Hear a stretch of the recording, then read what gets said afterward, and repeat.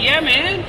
Famous cartoonist Art Balthazar. As you see, Abraham Lincoln is with me, and we are watching, and you are watching. Famous cartoonists draw at night. They draw at night, by night. We're all here together, man. Buy their comics, buy my comics, shop.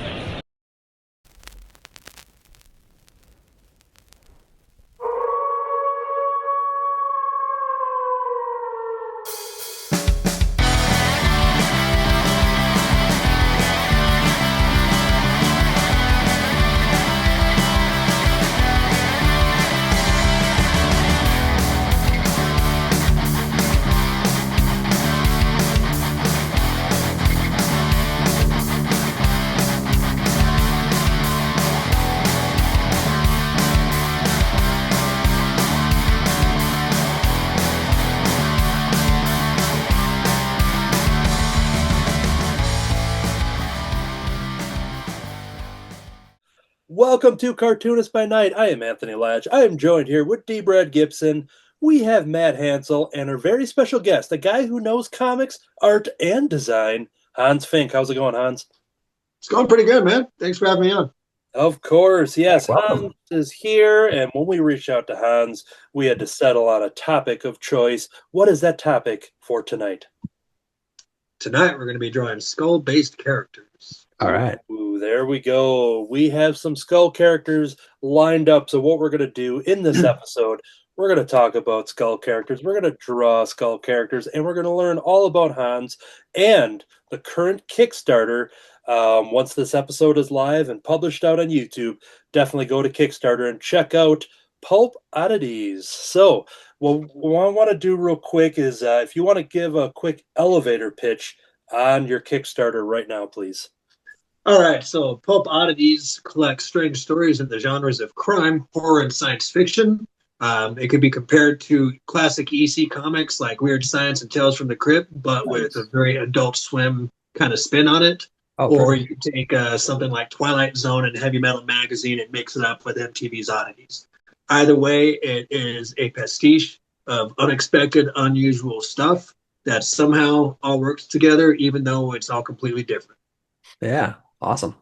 Nice. Excellent. So we're going to learn all about that as we go on through this episode. I've got some images queued up to show the people.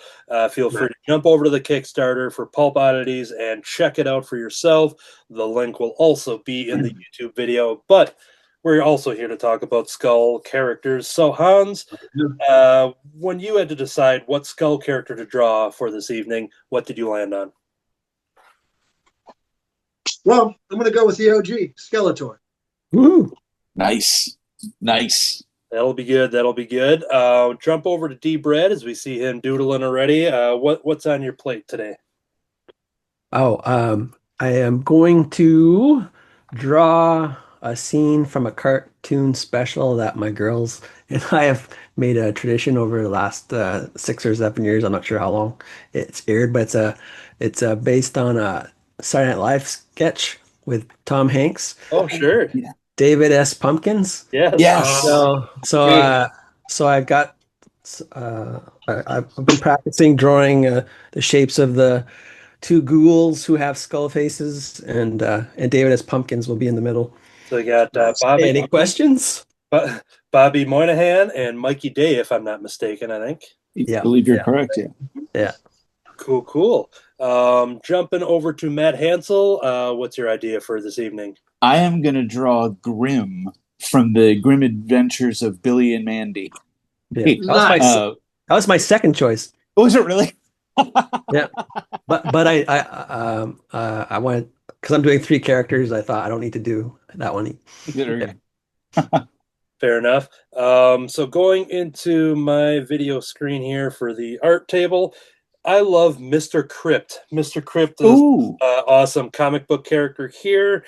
I've got all of the Mr. Crypt comics, Mr. Crypt and Baron Rat, his little rat friend there.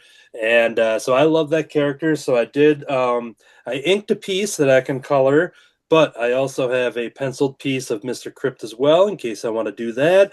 I also penciled the Jack Skellington just in case. Yeah. I also penciled because Troy DONGARRA is unfortunate to not join us here this evening, unless we'll get a surprise later.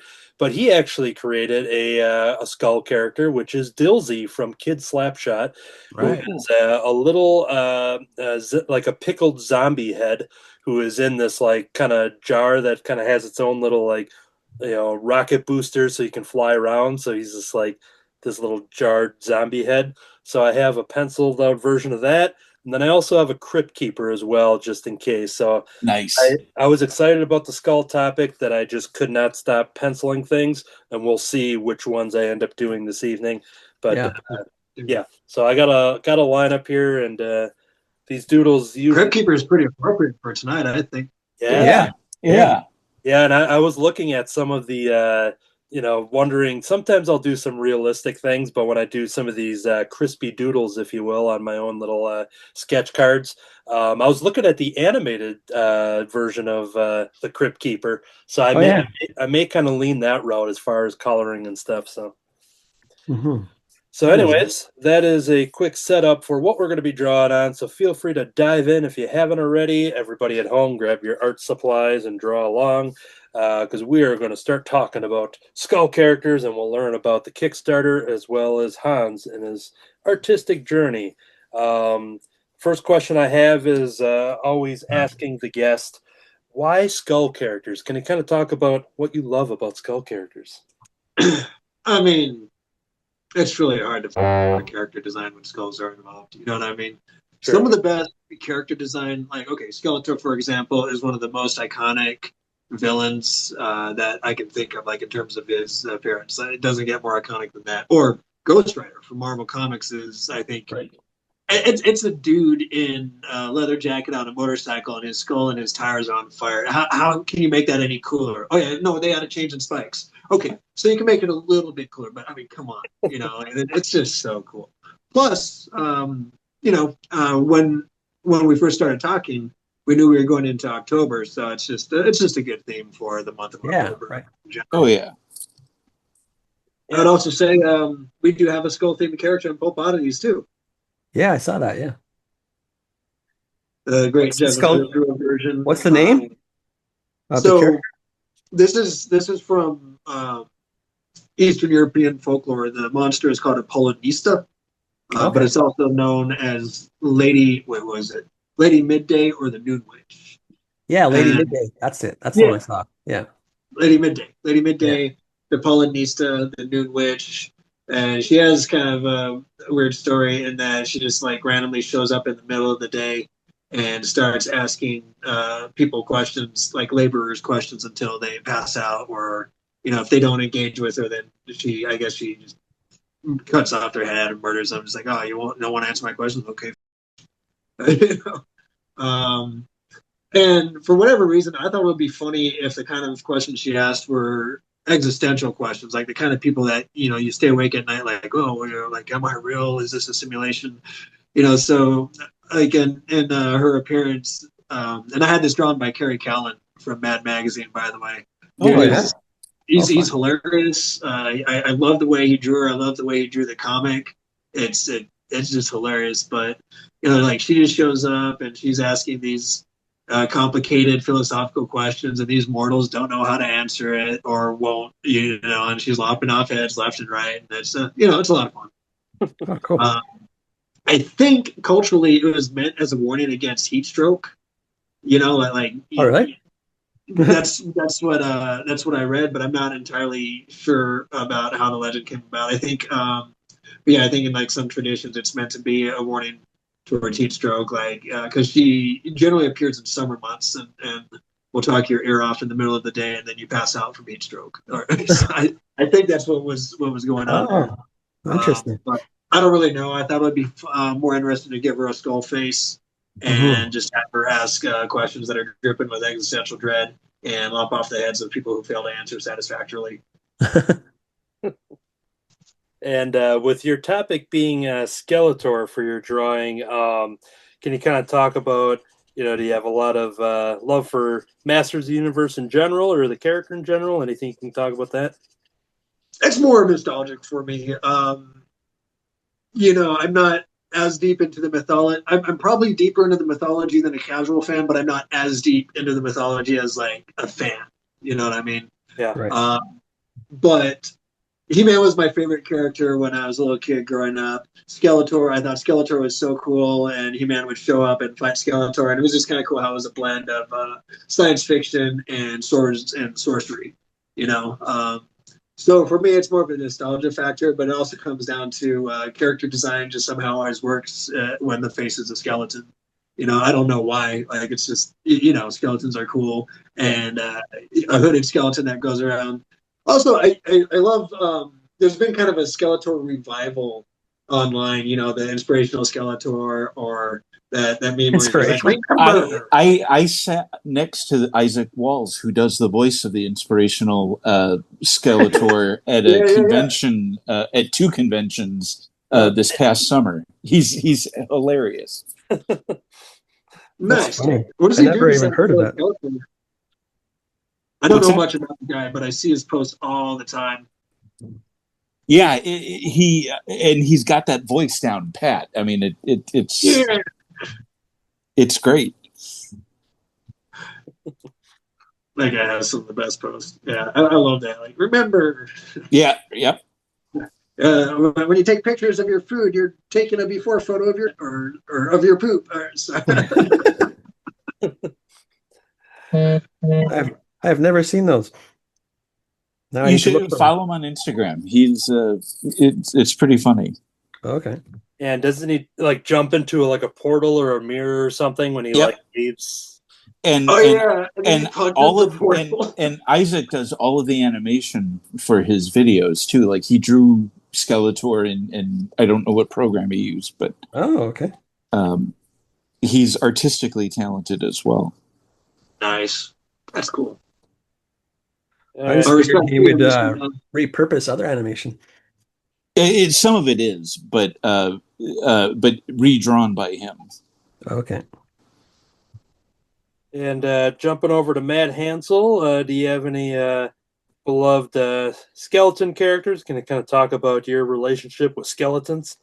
Growing up, my mom is a big decorator of our house, or my childhood house, and so she does not like cute Halloween decorations at all. The gorier, the grosser, the better. So I grew up with skeletons for the entire month of October. Oh, wow. So I have an affinity for them, and they don't frighten me or gross me out in even the slightest. Right. So I love all skeleton characters because it reminds me of Halloween at home. Yeah, right. Exactly. That's cool, man. Your mom sounds like a really cool person.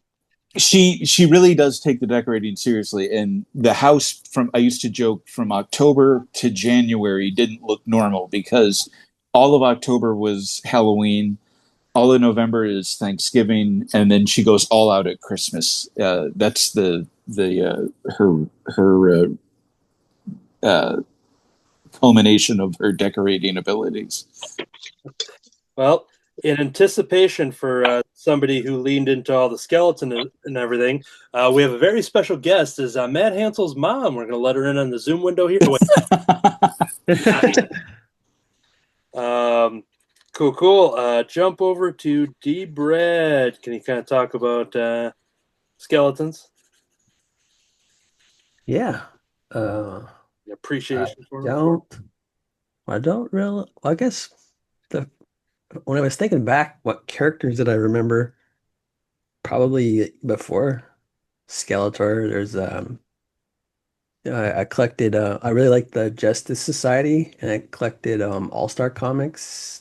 The right, came back in the 70s, and then one of the first series I collected was All-Star Squadron, and then that had a spin-off where the kids of the Justice Society in modern day had their own group called Infinity Inc. Mm-hmm. And then eventually there was a character that joined Infinity Inc., Mr. Bones. Oh, right. Yes. Yeah. And I think Todd McFarlane drew him in the I believe you're correct. Early stages. Yeah. It didn't look like Todd McFarlane art, but what he became known for, but and then I don't have nostalgic for Masters of the Universe. I kind of was too old to enjoy it, I think. But I made fun of it a lot, and that was fun. And But yeah, he's a great villain. I appreciated kind of later Masters of the Universe cartoons, like in the early 2000s. There was one I liked. I've been rewatching on on Prime Video here in Canada. That I thought was pretty fun. And I then mean, it is a goofy show when you think about it. It is pretty goofy. yeah, and then It's fun. yeah, it's definitely fun. And then um, I think what I was wondering, because there's some characters I was wondering, would they be skeleton characters? Like the characters from Bone, are they ma- like what are they? They look Hey, like you know, bone. that's a fair question. Yeah. Well, so okay, in terms of tonight's theme, I'm thinking more like skull-based Yeah. character. So Yeah. since they're just bones, and I don't think anyone in that book is a skull. Yeah, you're right. Yeah. Yeah. Yeah, they look more like a bone. Exactly what they're called, right? Like the way you draw a cartoon bone. Yeah. Mm. Cool. But yeah, I like skeletons are fun. I think I'm starting to think there was some. I'm starting to get like a false flashback of a puppet that was a skeleton, but I don't know what that would be from. Mm. I I'm think putting Skeletor in a hoodie. yeah. I'm just gonna give him like a little drawstring hoodie here. Oh, perfect. Yeah. Um, Growing up, I definitely loved Tales from the Crypt and all the Crypt Keeper stuff. Yeah, right. Yeah. Definitely like that. I love Nightmare Before Christmas, so Jack Yeah. Skellington is always a favorite of mine. Skull characters in Marvel Comics, I never got into like Ghost Rider too much. I'd check them out here and there, some later iterations of that, but really one of the things that I just love of the modern times, which is probably like 10 years ago at this point, but the Hmm. Mr. Crypt comics, as I talked about, he is this guy who basically just wants to live a normal life, but he's being chased by the village people, or the people of the Village. village, the people of the village, I should say. Oh, okay. Right. Yeah, and he gets a disguise, and that's where we see him in all the other issues where he's wearing the top hat, and he's got his suit and tie, and he's got a fake mustache, and there's a lot of cartooniness when he's running away from these people, and his mustache is like just kind of left in the wind because he's already took off. And so very fun cartoony character who befriends this rat who loves cheese, obviously, Baron Rat. But yeah, these are some fun all ages comics that I just loved every time there was a Mr. Crypt issue coming out. And so when Han suggested the Skull characters, that was the first one that came to mind. Troy DONGARRA also expressed his love for Mr. Crypt. So yeah, there was a good chance that Troy was maybe going to draw that tonight too, just because that's one thing that he mentioned. But yeah, basically everyone that I kind of pulled out for my drawings tonight, and then I mentioned the Dilsey, the character that Troy created for the Kid Slapshot comics, and but yeah, it's cool just to have this little this skull head that is basically sitting in like the Jack Kirby, like the Kirby crackle all around him and inside of a jar, and yeah, he's kind of a fun little sidekick, and yeah, so I was hoping that Troy would be here so you can talk more about why he created Dilsey, but anyways, so yeah, that's my quick brush with skull characters. Oh, and then thinking back Halloween growing up is that I remember having a pink skull mask that had like hologram eyes. I don't know if the mask was maybe glow in the dark, but I remember Mhm. it being like a hot pink mask or something, but it had Oh, these cool hologram eyes, which from memory, I picture that it was just more skulls in the eyes, unless Mhm. it was just some random design. I don't remember, but my memory serves that it was also skulls in the hologram eyes. But I may or may not have that photo if I dig deeper. So if future Anthony, if you have that photo, put it here. If you don't see anything at home, folks, then he was unable to, find that photo from 35 years ago. So. All right, so that was a quick little jump in on our skull characters and our associations with them. Let's jump in on some drawings. We're going to check some status. Looking over at our guest Hans Fink for drawing his Skeletor in a hoodie. How's that coming along for you? Pretty comical. I'm fairly amused by it. I hope everyone else is at home is amused by it as well. Oh yeah, plus the extra word balloon. Yeah, Yeah, Yeah. gotta add that in there. I just moved my hand from the screen like the screen capture could see it, and then I realized no, the screen capture doesn't see my hand in the way. So okay, there I we guess go. that's one nice thing about it. Oh yeah, totally. I always think about that too with doing the drawing board. That I've got this movable webcam here, but then a lot of times I work on. D. Brad, I think you got a call maybe. Nope. Oh, that was me. Okay. I'm sorry, guys. It's me. I'm running the party. Well, it's D. Brad calling Hans, just saying. No, it's my wife. I better actually reply to it. So now you get video of me texting on the phone that I'm recording on. Yeah, fair enough. While he takes care of that, I was going to mention. Oh yeah, because a lot of times I draw on the sketch card size, and then my hand's bigger than a sketch card. So I've been doing more of my crispy doodle cards, which are a little bigger, so that way my hand doesn't cover it completely like it would with a small sketch card. But yeah, that can be troublesome sometimes. You're drawing and then you just can't see anything. Right. Let's see here. Checking in on Matt Hansel. How's your drawing coming along? We're in the inking stages here, but there he is, grim. Awesome. Oh, nice, dude. Oh yeah. Love That the looked pretty cool. Thank you. I love the expression there of the mouth opening. Oh, thank you. And this is new for me to do the in-episode spotlight, so I'm going to just take another closer look here at Hans's Skeletor as I cycle through everybody's art. That way future Anthony doesn't have to worry about it. Present Anthony doing more work than he's supposed to. Okay, D. Brad, let's check in on yours. How's yours coming along? Oh, that's all right. It's kind of cleaning stuff up. Nice. Yeah, those are some great poses, and yeah, it's all coming together. Looks great. Yeah, it's kind of look. I have some reference for where the how their outfits look. So there's a lot of pumpkins on him. A lot of pumpkins. Yeah. Excellent. I'm going to scare the hell out of you. So I started the show with an inked version of Mr. Cripps. So I've went through and colored him.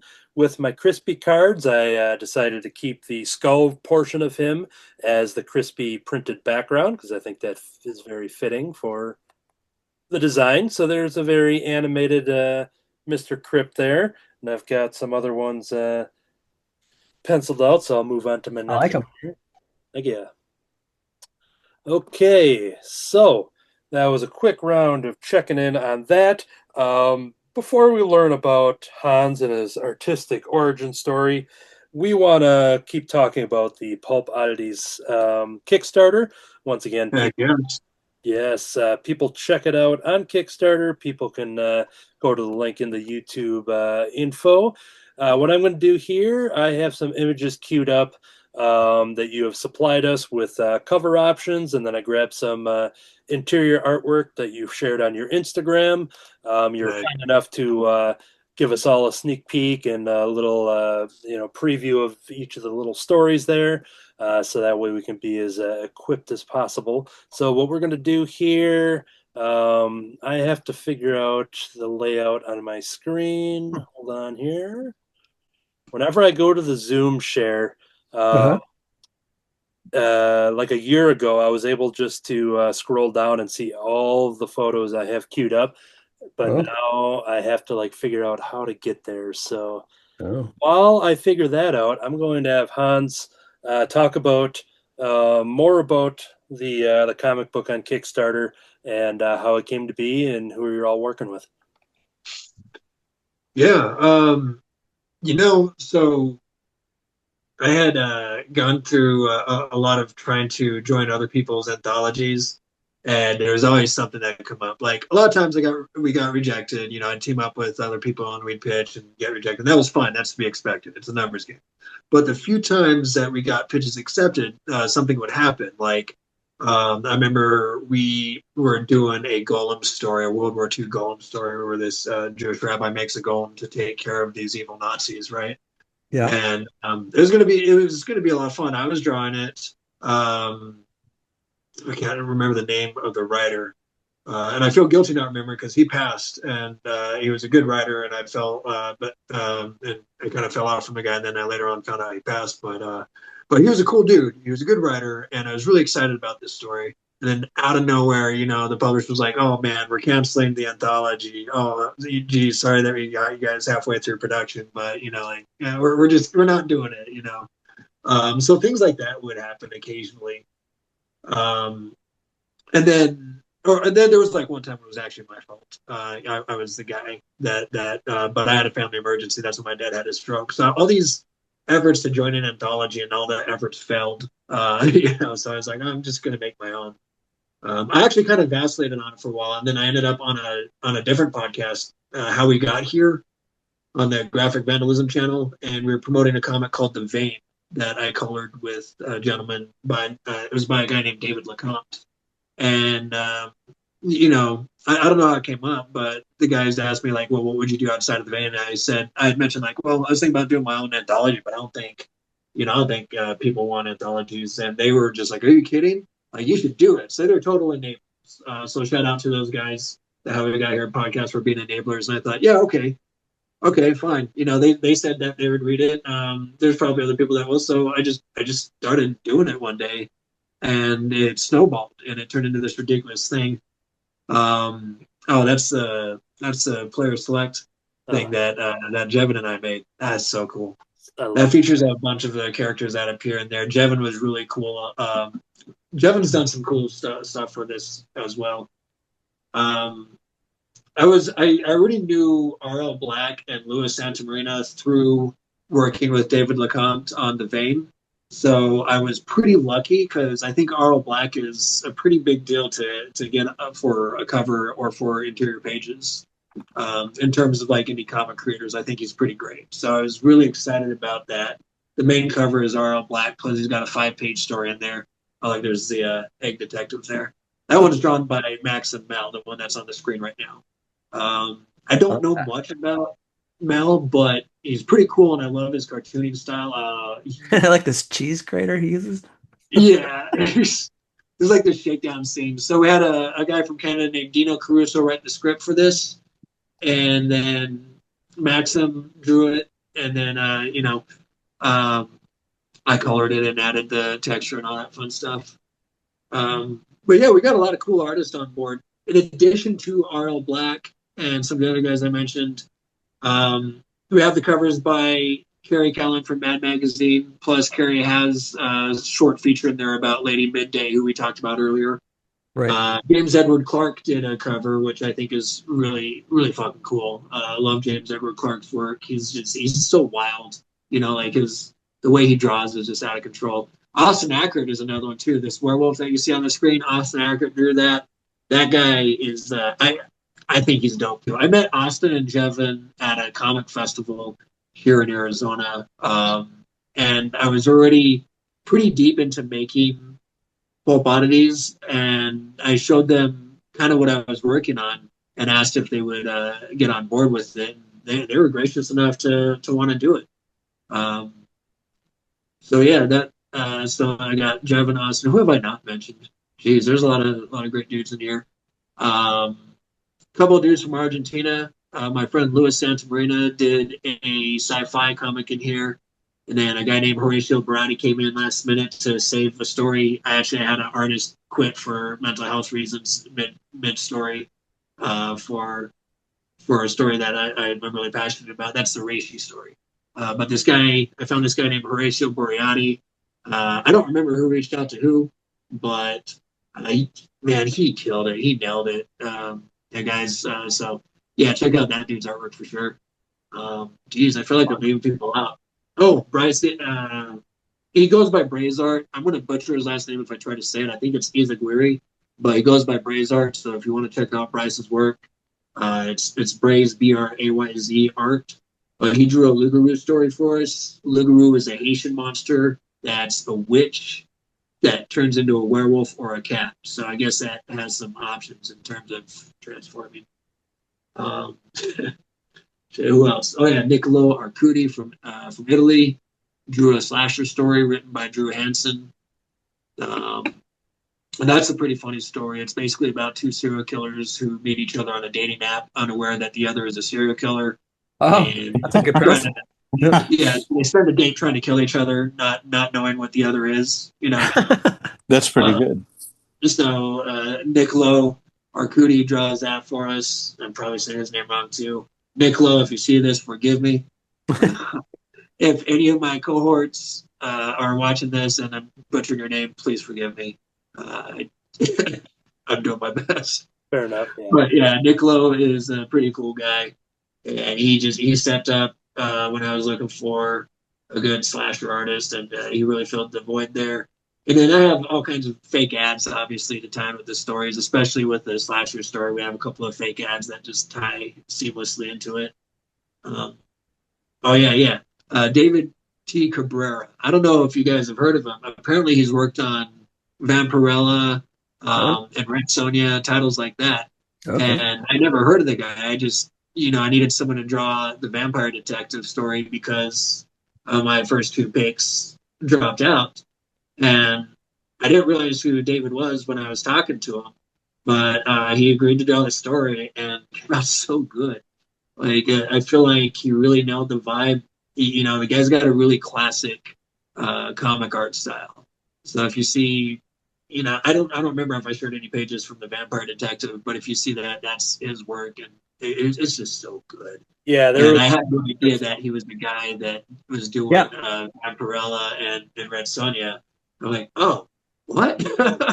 Yeah, the Vampire Detective from Outer Space. Yeah. Oh, yeah, that's in here. I love that he has his head in a fishbowl type of thing, like an old astronaut. Yeah, and what's pretty messed up about that is when he goes to bite people, he can't because the helmet's in the way. Ah, So it's got like this horrible vampiric urge. Like he gets triggered, he's like, but then it's just like bunk. It doesn't happen. So awesome. But he's a good dude at heart. He's just he's like an optimistic alien who crash landed on Earth and was like, oh well, I'm crash landed. What's the worst that could happen? Vampire bites him. He's like, okay. Oh. Then he doesn't know how to fit in, so he just becomes a detective because hilarious. Otherwise the title wouldn't work. So. Did you come up with the title first? Yeah. Well, I drew it as a joke. I was going through this phase where I was looking at a lot of pulp comics from back in the day, like 1940s, post-war comics. Right.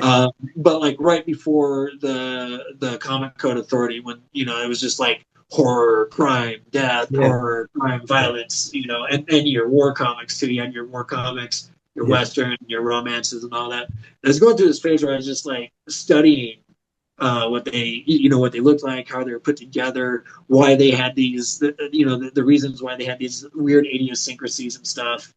And I just one day blended everything into one thing. I'm like, well, it's a vampire detective, and he's from space. Why not? I'm gonna. Yeah. And I drew this ridiculous thing, that looked like an old school cover, or like the pencils for an old school cover. With a detective in a suit running, but I gave him a little ray gun and the space helmet. And I love that on top of the helmet. Yeah. And then later on, we decided that his head is a sentient thing that can talk to him. So. Oh, okay. Yeah. Yeah. Why not? A little robot. Actually, if you check out, if you go to the player select page, you can see the hat in its robot form standing on top of him, like like it's ready to go. And here it is. Yeah, so there's a little robot standing on top of his head. Oh yeah. Okay, yeah. Yeah, after going through and reading the little previews there and stuff, the once again, what was the lady that we mentioned? The lady. Oh, Lady Midday, the Noon Witch. Yeah, I was having a lot of fun reading her story. She was a top favorite of mine. I really like the vibe, the comedy into the WTF character, the werewolf. That was a lot of fun. But yeah, the kind of what you were talking about with putting all this stuff together, and this is something that I 100% would have immediately backed on Kickstarter if I just came across it in the wild. So outside of you being a guest on our show, it is 100% up my alley just for the cool anthology and the different genres and the kind of characters and the comedy and the expression of all the different art styles. One thing I wanted to ask you is noticing that I think you colored everything in the book. Is that correct? Yeah, 100%. Everything but the covers. I let the cover artists do their own thing. I didn't want to impose too much on. I mean, I did give them. We talked about parameters and what should be on the cover, but they did their own colors.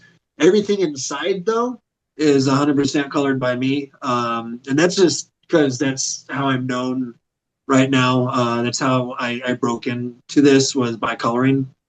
My attempts at being an artist, at just an artist or just a writer, weren't really going well. And so I've been on both sides of the table. I've been the writer looking for an artist, and I've been the artist looking for a writer. But as a colorist, I could collab with everyone. The writer and the artist both need me, unless they're doing black and white, in which case then they don't need me at all. Yeah, and I like the old style coloring. With Yes. The daytone, or what's it called? Yeah. The halftones. Yeah. Yeah. I want to learn how to do that. I'm doing it right now with this Skeletor. Yeah. Okay. Although I'm doing it superficially. I bought. Okay. Yeah. I have Clip Studio Paint too, and I bought. I forget what the company was. It was a Craft Tone by True Grit Texture Supply. That's what I used to. Yeah. Okay. Yeah. So I'm just learning how to do it. Yeah, it's pretty straightforward. So you create for example, I'm going to make these all multiply layers right here. Oh, cool. And then you just basically decide, if I wanted to make a violet that was a little more blue than magenta, I might go to my 70% dots here, go here, these, and then I might take a lower percentage of magenta and throw that over. I have these dots that are different sizes. Isn't there, if you have Photoshop, I think there's a setting where you can just go to halftones and select everything, and it'll do it. Oh yeah. Yeah, I did it as an experiment for a Marty and Spud thing I was working on. I didn't end up using it, but I wanted to figure out how to do it. And somewhere in Photoshop, there's a halftone setting where you can adjust the size of the dots and everything else. Oh yeah. Yeah.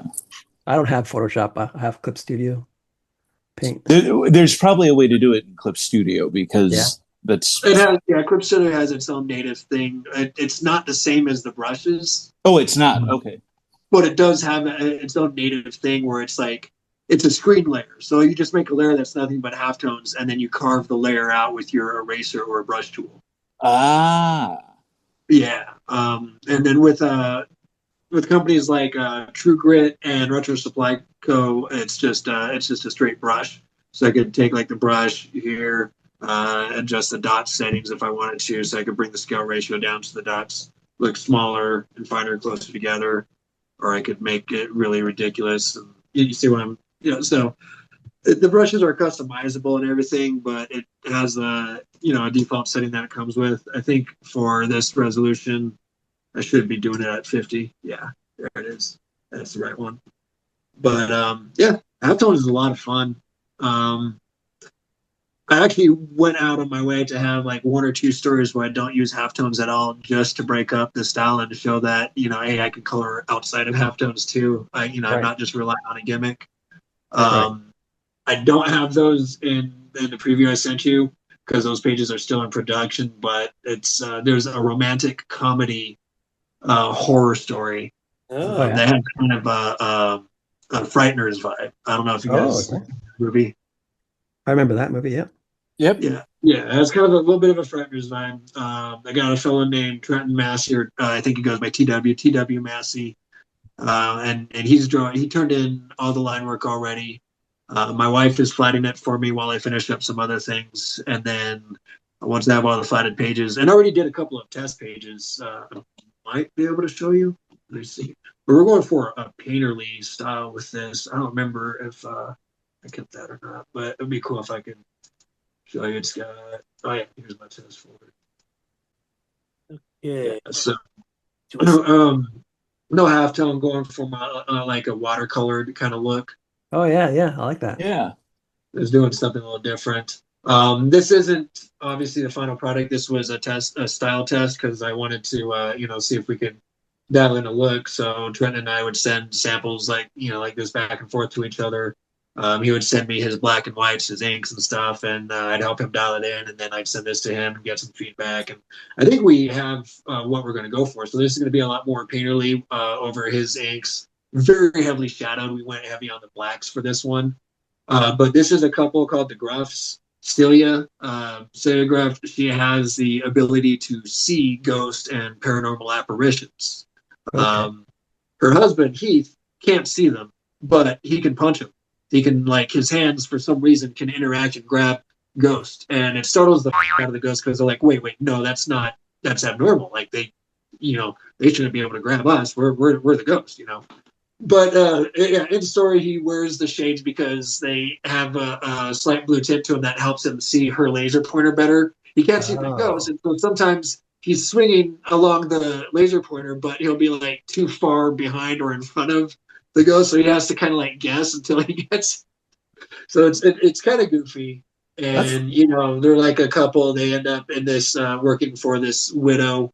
Who's got a nasty poltergeist, but there's a twist and another twist, and it ends up being kind of sad but kind of romantic, and it's based on a dream I had while I was traveling. So I just woke up and told my wife about the next day. She was like, "Oh, you should make it into a comic," and I was like, "You know what? I think I will."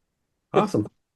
If you're picking up on a theme, it's very suggestible, because I think I've recounted a few instances now where people have been like, you should do that, and I've done it. In terms of making anthologies or comics or something. Yeah. Well, maybe you always want to do it. You just needed that reassurance too. I think that is very likely. I think I just, like being pushed. Yeah. So, you saw it here first, folks. Unless this video comes out after I show it somewhere else. Right. Yeah. It's always good to have that disclaimer there. So. So you have mentioned Jevin Loop. For people who are fans of our show, we had Jevin Loop on our program, and we were talking and drawing dinosaurs for that episode, but also talking about the upcoming Nuke Rooster at the time. Jevin is our mutual friend who had recommended our show to you, and once again, checking out your work and looking at the Kickstarter. Once again, I was just like, oh yeah, this is definitely something that's up my alley, and would have gotten my backer money regardless. And so yeah, you want to talk about how you met Jevin and came to work with him? Yeah. I met Jevin at the same time I met Austin Ackert, and that's the guy that draws W2F Wolf. Yeah. And I pretty much knew when I met both of them, I'm like, I want to work with these guys. I like both of their art. They both have really cool vibes, really cool personalities. They're a little different from each other, but they're both pretty cool. And they're good friends with each other too, apparently. Okay. Like they make it a point to go to dinner anytime they're in each other's hood type of thing. Jevin's from California and Austin's Arizona boy like me. But I went to what was it called? The Arizona Comic Arts Festival. They had a little pop-up show that you could just walk into for free. And there's this little room at a hotel in downtown Phoenix called the Foundry. And, I my wife and I just thought it would be a good idea to go there and see if we could network. We had a couple of custom shirts made just as a test. I made a couple of shirts of Edward Stone, the hard-boiled detective, that egg detective from earlier. Hard-boiled. The hard-boiled detective. He's a bad egg, but he's got a yolk of gold. All right, a yolk of gold. I could. Yeah. He'll crack the case before the case cracks him, or something. I don't know. There's all kinds of fun you could do with him. Yeah. But we made a couple of shirts of him and wore him to the convention, and I was just basically handing out some stickers and some mini comics I made. There's Brains. There's this guy right here, Brains. It's just a little 4x mini comic. It's like 8 pages. Features a zombie that wakes up one morning, decides to go to the brain surgery center, meets some brain surgeons, but brain surgeons ain't having it. You can't. So, I was trading those with some of the guys there and just kind of networking. And, I met some really cool indie creators actually out there. A lot, too many that I can't remember to shout them out. But Jevin and Austin, they joined my project, and they also did some stuff. They met my partner Dave when they went down to California. They did a San Diego convention. The guy that I worked with on the vein, Dave, he's from that area. So I was like, hey, Dave, you're going to be at the same convention as these cool guys that I met, Jevin and Austin. Go out of your way to meet them. Yeah. And, we all became buddies. Jevin is someone that Dave and I both brought on board to do a comic called Florgle Snorpeldork Space Attorney. Florgle Snorpeldork Space Attorney. Great. Okay. So yeah, he does have a feature in Pulp Oddities. There is a Fargo feature in Pulp Oddities, but he started life in a comic called The Vein. Okay. The Vein? Yeah. I made this as a joke. The reason why I co-own it is because I did it as a work for hire, so it's technically Dave's, but Dave agreed to split the rights with me, and we made up an agreement and decided that we're going to move forward with this guy. But this started as a joke ad. Okay, I just made like a fake ad, like, hey, I call a space attorney, and I just made the most ridiculous looking guy I could in using Affinity Photo. I just found like I think it's lemur ears, cat's eyes, squid tentacles, some lawyer guy found, a prosthetics, special effects mask, just all the weirdest shit I could find, and I merged it into one guy. And I was like, there, Florgo Snorpeldork. I'll probably never hear anything about this again. That's my ad, And but people started writing letters to David saying, hey, what's up with the space attorney? There's even one guy who was like, my mom thinks the space attorney is cute, and blah, blah, blah. I'm like, okay. Set him up. That's a bit much, but that inspired me to make it in canon that Florgo Snorpeldork is considered handsome by the standards of his species. So that's canon now. So people demanded a comic, and I wanted to see if Jevin could do it. And so he did a Florgo Snorpeldork magazine feature he did illustrations for it in Pulp Oddities. And the images he did were so gorgeous. I'll show you right now on my screen. Again, firsthand sneak preview here. Look at that. I have the actual magazine spread right now. Shut up, warning thing. How dare you? But yeah, these are some of the images. This golf one, I'm actually thinking about making a little bigger because the space golf looks so cool. Yeah, it does it. Yeah, it's ridiculous. So it's a pretty messed up story, but the way Fargo handles it is, as far as space attorneys go, that's the guy that you want in your corner. Great. That's funny. Right, so this turned into a thing where it actually turned into a full comic book. 8.5 by 5.5, so digest, not like a normal American-sized comic. Uh-huh. Like a mini comic kind of thing. Yeah, a mini comic, and yeah. Excellent. Yeah, so Jevin and I made this cover. He drew it. Obviously, that's his signature style, but I made it look like a painting. Right. And this is all the characters. He's in his own little comic book where he's got a rock band, but practice gets interrupted because he's got to do law stuff, you know. And it's just like a whole cast and crew, and they talk to the camera like they're on an episode of Parks and Rec or The Office or What We Do in the Shadows or something. You know, so this is Mike Anderson, the guy with the most normal name, but the most abnormal guy. He's talking to the camera. You know, they complain about each other to the camera. So you could buy this as a mini comic as an add-on with Pulp Oddities. Okay. So yeah, you can totally check out the mini comic. If you didn't get it it was sold as an add-on for one of the Vane campaigns that we did earlier this year. And if you didn't get it then you can get it now with the Pulp Oddities campaign. You just add that sucker on there, and I'm more than happy to get that over to you. Yeah, but yeah, Jevin, he killed it. Dave and I both really liked the way he drew Flargle, so we just went all in on Jevin being the artist for Flargle and making Flargle into a full-fledged digest-sized comic that we could print out and sell to people. Fun. Yeah, awesome. I like the name.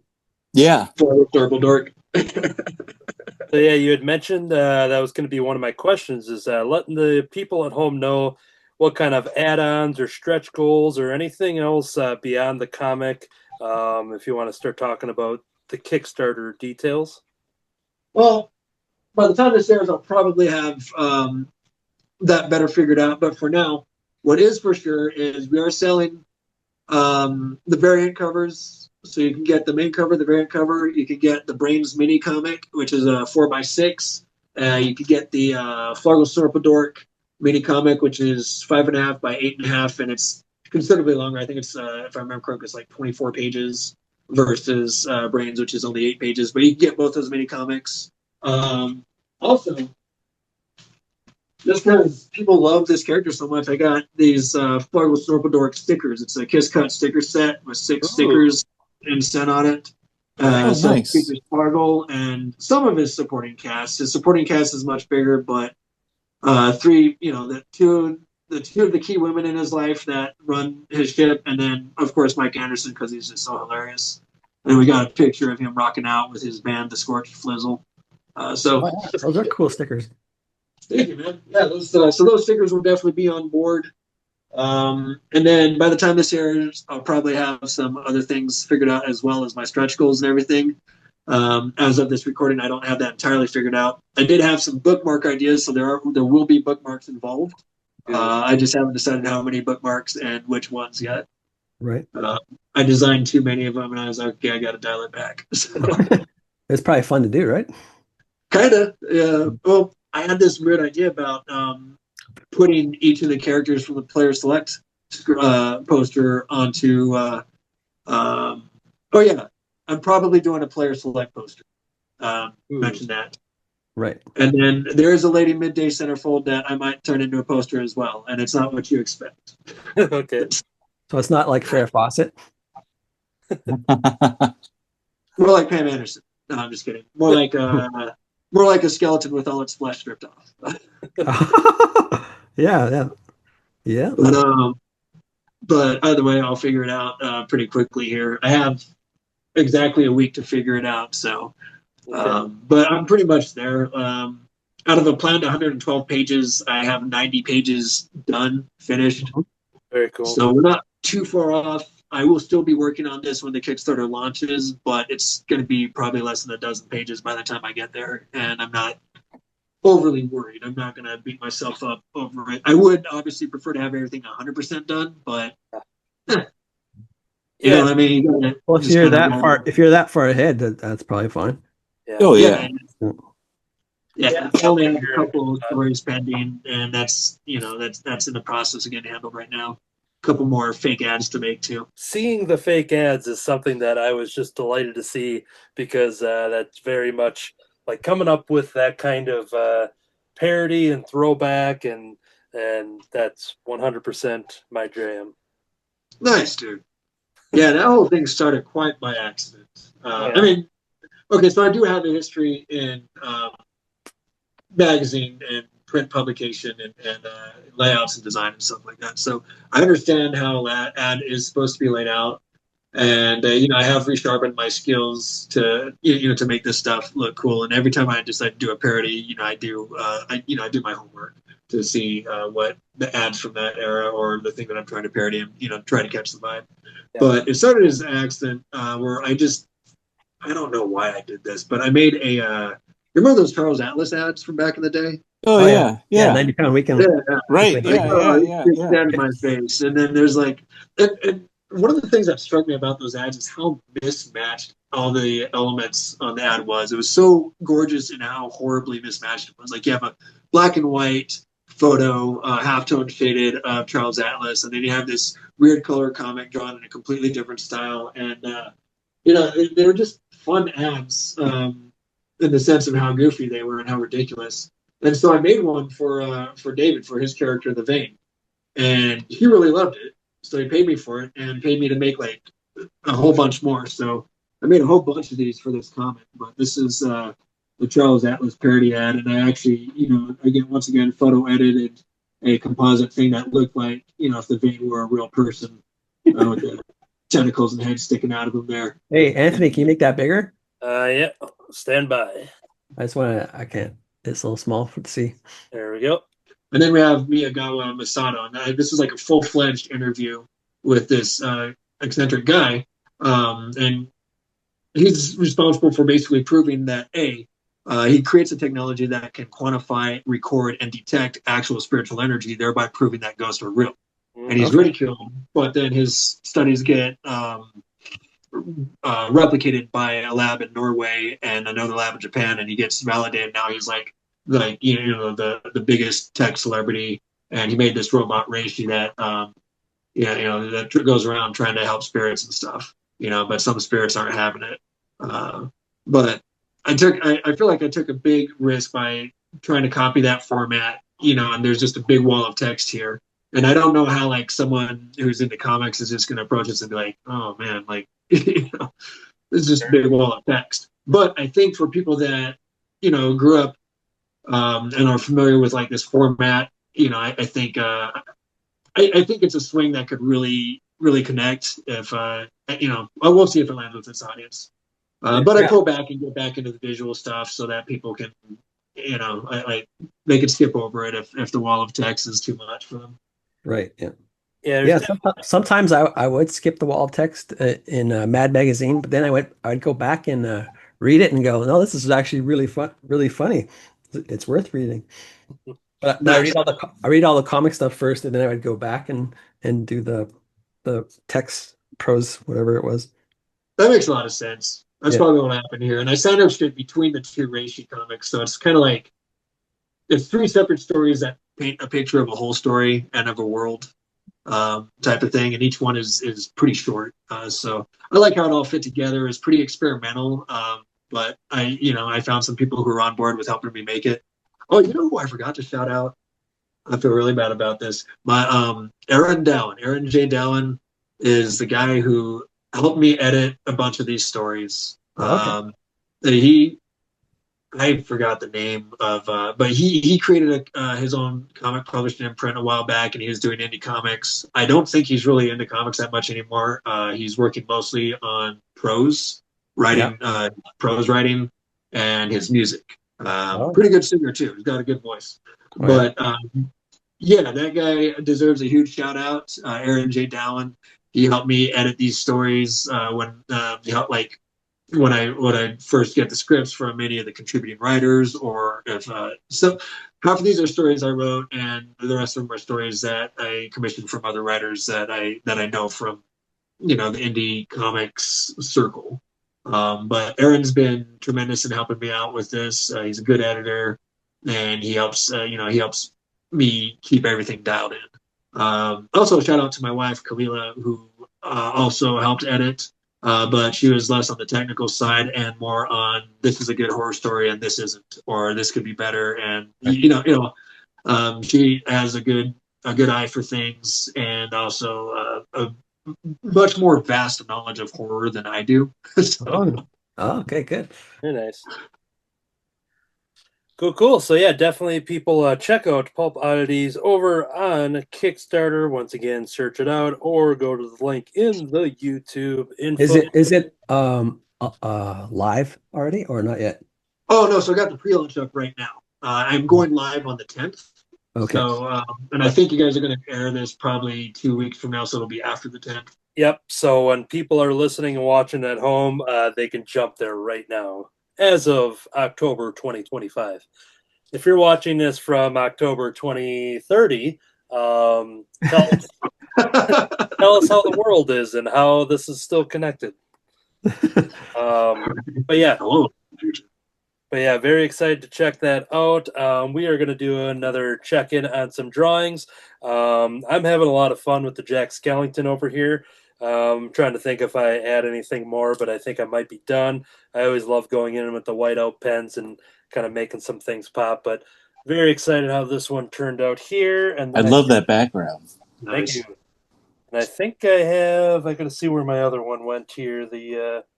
I showed the Mr. Crypt earlier, but yeah, those are the two that I have on my plate right now. We're checking in on D Bread. How's yours coming along over there? It's coming. Nice. Looking great. Fantastic. Yeah. Yeah. I'm having fun. Those are great. I'm just shading stuff in now. But I'll probably load it onto my Clip Studio Paint and then like ink it and color it there. Very cool. A lot of fun. Let's jump over to Matt Hansel. Checking I did another Grimm. So there we are. Yeah, love those shapes. The body, just that body shape. That's what drew me to it. Was when I was thinking about it, was the design was what made me want to draw it. And I like the disconnect of the hands there. I just noticed that. Yeah, I forgot that's what they did on the show when I was looking at the reference. I'm like, oh, I have to remember the hands are not connected. All right. Oh, that's cool. I would not have remembered that. And sometimes what we do here on the show is when we ask our guests a lot of questions, we don't always see some drawing going on, but how you feeling about where you're at with Skeletor? I thought about drawing another Skeletor, but I like the way this turned out. It's a lot of fun. But I thought about drawing a second one, but it looks like we only got 20 minutes, so sure. I might just either add stuff for this or just call it a Skeletor. That works. Maybe I'll give him a really tiny body. So what we're gonna do? You mentioned, kind of coming up on the time here. What I have queued up next is learning about you in general. So I'm going to show off a bunch of images that I pulled from your social media. I don't need you to comment on them. It's basically just some background, picture show going on as you tell us your origin story, just on the creative side of things. And you gave us a little bit before the recording, but feel free to expand on that. And once again, you don't need to comment on the images I'm showing unless something exciting happens, but I'll just have that playing in the background. So let us learn more about Hans Fink. All right, man.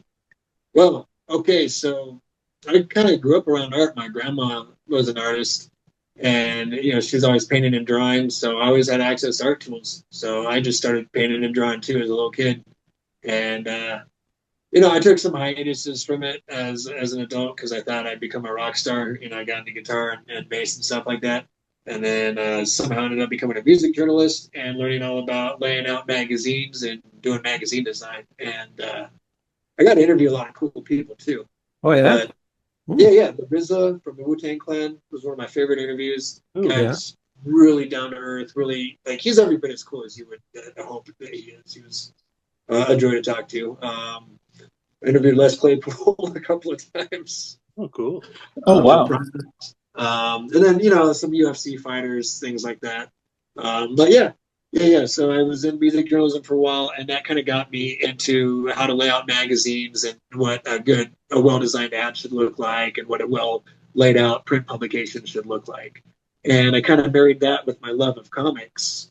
I grew up reading all sorts of ridiculous comics. Started as a little kid, obviously, start with Peanuts and Garfield, and then as I matured, I started liking Calvin and Hobbes and the Far Side, and then it was Marvel and DC Comics. And I took a break from that, and then as an adult, it was actually Preacher that got me back into comics. Nice. Oh yeah. Oh wow. Yeah. Yeah, I was in my early 20s, and I was kind of like, I didn't really have much of an interest in comics anymore. And I was a big comic fan during the Image boom when they came out with like all the first, the first Spawn, the first Youngblood. I think I still have the first issues of Spawn tucked away somewhere. Yeah. But after that, I was like, man, this is ridiculous. I'm an adult now. I don't want to see a bunch of dudes in spandex jumping around, blah, blah, blah, blah.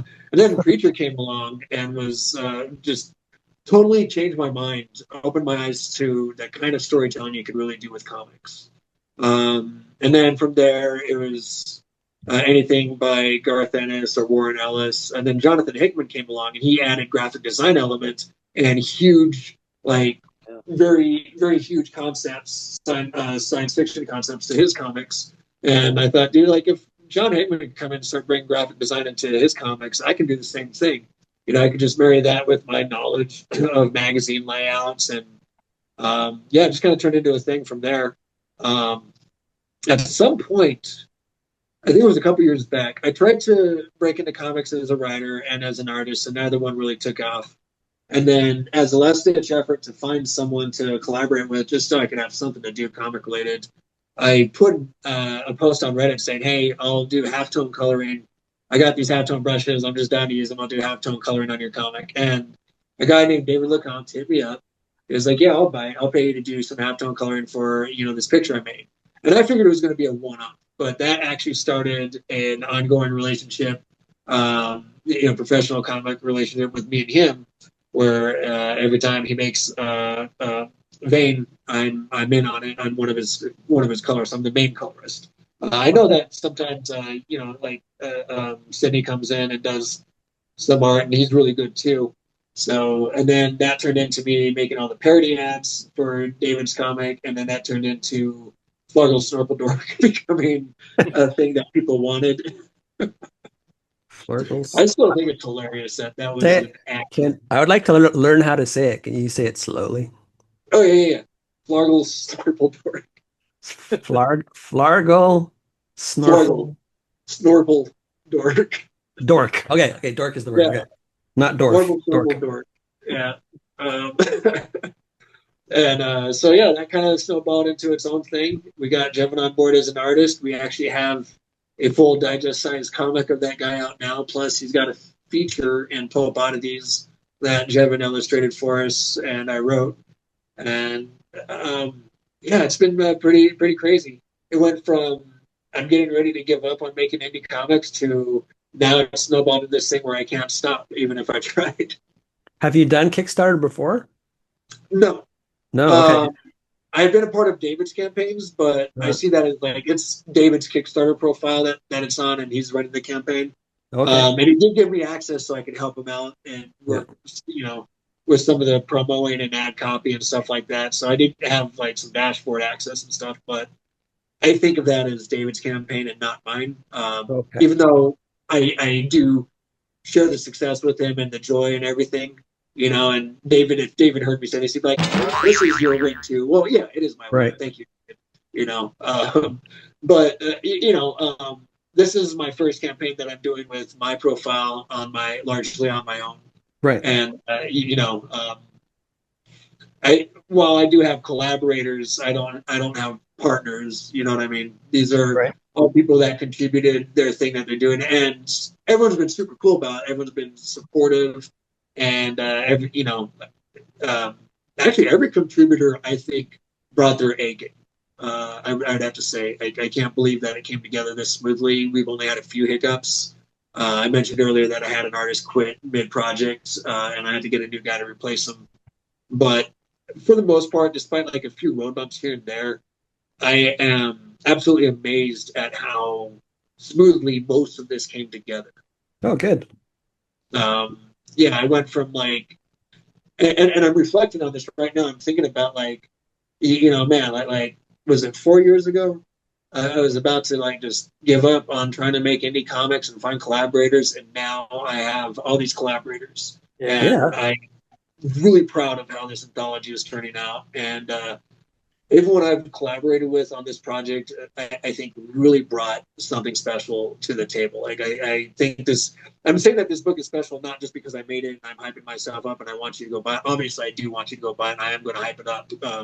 Because that's what you do. But I really do feel that there's a special quality to it because of all the combined work of the, not to use a stupid corporate buzzword, but the synergy. We brought together the synergy for our stakeholders. Okay.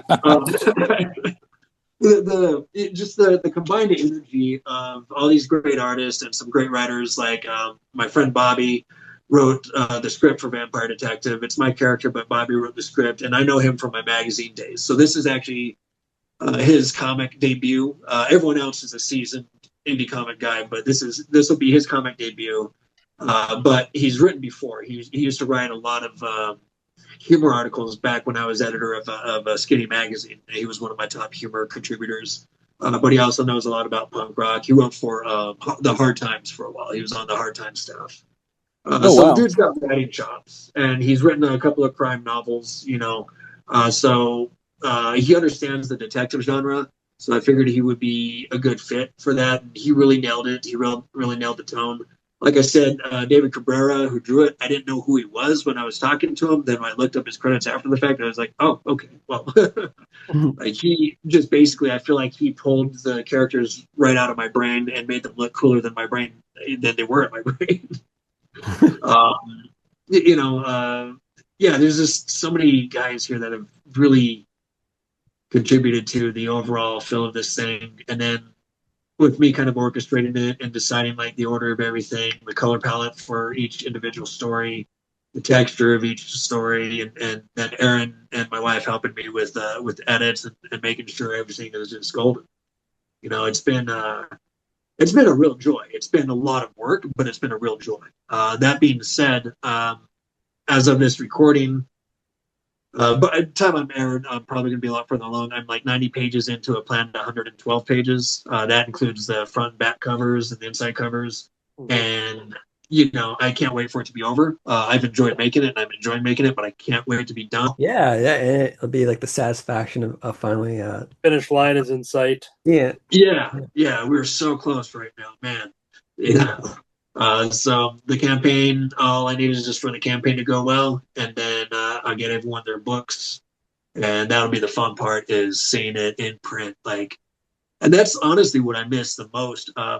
When I worked at that magazine, at the end of every month, we had something tangible in our hands that we could all look at and be like, we made this together, And that was such a great feeling. And we had that every month, Now I'm lucky to have it once a year. Yeah, right. Yeah. But this is a special project to me. I've loved the other projects I've worked on, like Fargo Snorpedork and The Vein and Brains and stuff like that. All of them very worthy projects that I'm going to forever love. But this is something that was uniquely mine, and that I got some of the best talent in indie comics to co-sign. So it is, to me, special. We'll see how I feel 40 years from now, like when I'm old. I have won my Eisner Award, or have not won my Eisner Award, and now I'm like a bitter old. Yeah, right. Just as long as you name drop Cartoonist by Night during your Eisner speech. So there's something I was supposed to mention now. Drawers by Evening. I can't remember. Hey, I like that name. Drawers by Evening. Why didn't we come up with that one? Yeah. Troy is the one that came up with the name and the design for our logo. So now we are asking Troy, how come you didn't do Drawers by Evening? Because honestly, your Cartoonist by Night is pretty dope. You guys got a pretty dope little name and logo. Yeah, Troy said that started with to be like a T-shirt idea. And so he had that design, and he put it up on like one of the online T-shirt shops, and Threadless, I believe it was, and and that was kind of what it was meant to be. And then all of a sudden, it kind of served a second purpose, and then brought me on board, Matt Rogers, Matt Fife, and then we brought D. Brett Gibson on and Matt Hansel, and here we are talking to Hans Fink about pulp oddities, rather. I was too excited with how all that came together, and I kind of had. Oh, and I like it's you. Do you call your publishing company whatever Fink Ink Inc? Yeah, Fink Ink Inc. Heck yes, Nice. Yeah, I like that. Thanks, man. Yeah, I've always wanted to do something with that. I'm like, well, now I'm making comics, so now I can.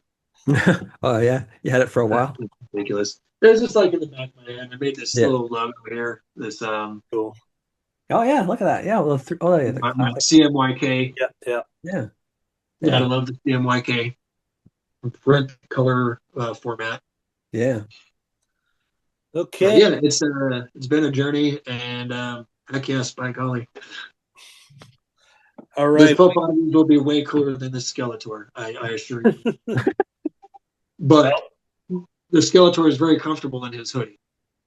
There we go. Like and everybody can check out Pulp Oddities right now on Kickstarter and be one of the people responsible for making this dream come true. And looks like it's going to be a lot of fun. Like I told you at the start, that this is definitely something up my alley, and it's your colors to these stories just really help make it pop. It's a very colorful book, and it's got kind of mature themes, dark themes, comedy themes. It's just this awesome mixture into this one pot, and I can't wait to read it. So, you remember MTV's Oddities? Mm-hmm. Oh yeah, back in the day. They had all these different cartoons that looked nothing alike, and some of them were utter garbage, but some of them were pretty cool. You had Aeon Flux, the Max, right. You know, Yeah, I like those. That's the kind of thing that sticks in my brain. I don't know what it is, but I love it when there's just disparate things that don't belong together, but they're somehow together. Mm-hmm. Yeah, was there the Grunt brothers? Oh, the Brothers Grunt. Brothers Grunt. It's so gross. Yeah. Like their veins were popping off of their bodies. Yeah, my old boss made that one. Really? Yeah. Small world, man. Oh, Yeah, cool. and then he went on to make Ed and Eddie. Nice. Ed and Eddie, Ed and Eddie, I think is a true winner there. That was a good show. Yeah, it was fun. Yeah, definitely. You know what else was fun? Talking about skull characters with Hans. Yeah. I want to give a shout out to our friend and past guest, frequent past guest, Brian Lynch from Hot Wing of Justice, who is currently hosting Boktober, hashtag Boktober. Check that out over on Instagram and participate. But I had asked, some people if they had favorite skull characters. He gave a shout out to Jack Skellington and Grimace, who is from the Art Balthazar, Art and Franco. The Grimace Island. Yep. And I can't remember off the top of my head if Franco was involved with that or if that was a solo art thing. But from all comics, we'll just say that to play it safe. But yeah, right. Grimace and Jack Skellington. So thank you, Brian Lynch, for shouting out your favorite skull characters. We'll do another round here showing off the art. Here was my Mr. Crypt. Here was my Jack Skellington. And I started to dive into Dilsey as we're getting to the end there. So Troy DONGARRA. That Dilsey looked pretty cool, man. I like that. Yeah, I was watching you ink in the Kirby Crackle. Yep, that's something that studying. I think Troy does that a lot with his art, and I'm always watching closely whether he does it on the show or in the books. And right. I'm going to start throwing in some greens because I think Dilsey has a lot of green surrounding him. But I'm going to finish that one off air, but it'll be in the credits. Matt Hansel, let's see your. We've got our two Grimm photo drawings, and then I started to do a. You probably can't see it because I'm blue pencil, but Marty in Spud. I was going to do a Marty and Spud piece versus a skull character. Just something I would make up. Oh, you're ready to fight? Yeah, getting ready. Yep. And another great skull character that I forgot to shout out is have you guys seen Phantom Starkiller? oh, He's an indie comic. Oh man, I forgot the name of the guy who drew him, but there's an indie comic out there called Phantom Starkiller. I don't know if the comic's any good, but the character design is tight. It looks so cool. But it's basically like a dude with a skull head and a lightsaber, and he flies around space fighting people. Oh yeah. and I could see the Star Killer reference with that being, a Star Wars related thing, Yeah. That's right. It lives on in our collective consciousness. I'm going to see if I can just find a picture. Yeah, I got him on my screen. Yeah, I'm looking at it off air. Oh yeah, okay. Future Anthony, can add it? Well, Yeah, Future Anthony. Phantom Starkiller. I forgot the name of the guy that draws him. creator Peter Gorel. And Joseph You're right. Schmulke. Yeah, I've seen that character around, and I'm just like, that looks so cool. I haven't read the comics. So I don't know if it's any cool, if it's any good or not. But It's a cool the name. character design looks solid, and the art I've seen of it looks pretty top notch. So Yeah. I think that did a shout out for his skull characters. Yeah. Well, before D. Brad asked me if there's any questions, I have one question. How did your David S. Pumpkins turn out? That's my question for you, D. Brad. Oh, I'm happy with it. Yeah. Yeah, I like how it turned out. It's going to be fun to color. Yeah, that's awesome. That looks really good, man. I like that. Oh, and then Hans, you start adding some background there, playing around. Nice. Yeah, I'm gonna crop it and just have like a nice little background here. Cool. All Hello, right. text. Now, we already told people to check out the Kickstarter. They know where to go for that. But if people wanted to follow you and your creations and everything that you do, if you want to take a moment to plug your social media presence for everybody at home. Yeah, right now I'm on Instagram. I'm mostly there as opposed to other platforms. Let's see, what else? Oh, I have a Substack, and I'll send links for both of those. So that's probably the best way as of this recording to reach out and follow me. But if I start any other socials, I guess I'll let you know. Excellent. And all that information will be there along the bottom as he mentioned it as well in the show notes for people to click and follow and back Pulp Oddities over on Kickstarter. Thanks to our mutual friend Jevin Loop for referring you to Cartoonist by Night, because here you are. It was a quick turnaround. We were looking to start booking our October guest, and this one definitely fits in, especially when you mentioned the perfect. adult Yeah. characters. So it was like, all right, let's especially when you got a Kickstarter to promote, it's always good to kind of put you at the front of the line, and glad you did, because this was a lot of fun, and it was great to meet Yeah, you. man, I had a good time, man. I appreciate you guys. And can I say something? I was going to say that I really like what I see, and I like hearing the story, and the ideas are like really funny and fun, and I think that's the way to go. Like anthologies, like you get to meet so many different people, different styles, and it looks like it's going to be a really fun book.